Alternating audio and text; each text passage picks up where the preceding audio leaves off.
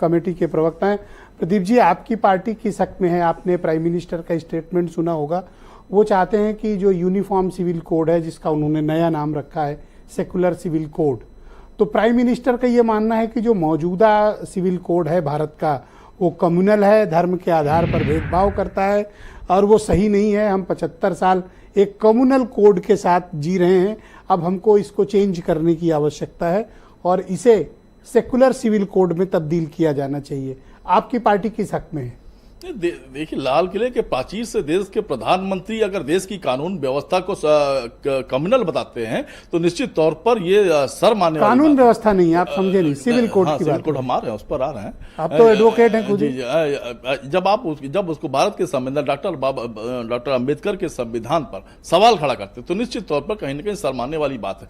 हम अगर ये कहते हैं कॉमन सिविल कोड या सेकुलर सिविल कोड की बात करते हैं तो ये बताएं कि हिंदू मैरिज एक्ट में जो प्रावधान है कि चाहे पत्नी को, चाहे 125 का प्रावधान है, सेक्शन 13 का प्रावधान है, इनके कॉमन सिविल कोड में उसके प्रावधान को कहां ले जाएंगे? हमसे पूछना चाहते हैं, जो आदिवासी क्षेत्र हैं जहां पर पुरुष शादी होकर महिलाओं के घर जाते हैं और महिलाओं उस परिवार की जो संपत्ति होती है पुरुष को मिलती है, इस पर इनका भारतीय जनता पार्टी या इनके कॉमन सिविल कोड या सेकुलर सिविल कोड का क्या कहना है? आपकी पार्टी का मत पहले स्पष्ट करें, फिर हमें आगे सवाल। निश्चित तौर पर जब पूरा ड्राफ्ट लोगों के सामने होगा और उस पर यह स्थिति क्लियर होगी कॉमन सिविल कोड पे हिंदू मैरिज एक्ट क्या कह रहा है, सक्सेशन एक्ट क्या कह रहा है, इस पर क्या कहना है, निश्चित तौर पर कांग्रेस अपना पक्ष रखेगी। एक बात समीर सिंह ने बड़ी स्पष्ट रूप से कही और वो उस पर आपके ओपिनियन भी चाहिए।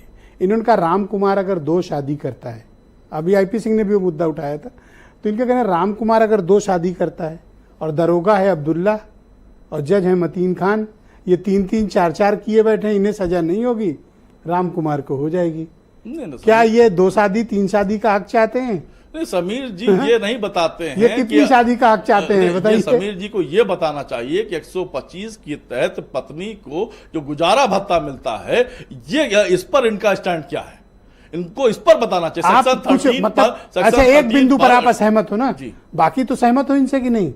नहीं, हम केवल एक बिंदु नहीं, हम सेक्शन 13 की भी बात कर रहे हैं, हम सक्सेशन एक्ट की बात कर रहे हैं। इस पर सक्सेशन एक्ट पर बतावें कि इनके सेकुलर सिविल एक्ट का क्या कहना है। ऑल राइट, शुक्रिया आपका। भी मतलब अभी आपका स्टैंड क्लियर नहीं है, ठीक? नहीं, पहले बताएंगे, देश को बताएंगे तो कि आप बताइए कि आप ये कह रहे हो, आप निश्चित। अच्छा, आउट ऑफ टर्न ऐसा कर